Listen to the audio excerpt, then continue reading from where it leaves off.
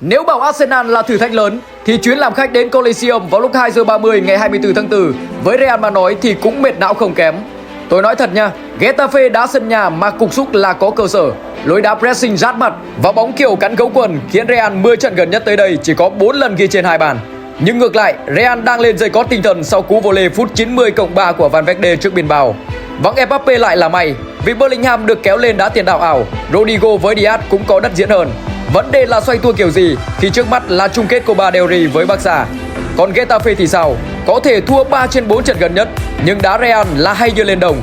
Nhiều lần khiến Real vã mồ hôi sôi nước mắt và mới thắng Atletico tháng trước. Anh em hiểu rồi đấy, đội này không dễ sời. Nhìn chung thì Hải Đăng thấy trận này hàng ra phải đá cẩn thận mà vẫn phải thắng, không thắng thì tới công chuyện với bà xã nha. Nếu anh em muốn tham khảo các nhận định của KBH Thể thao về trận cầu này, nhanh tay nhắn tin vào page để được tham gia nhóm miễn phí.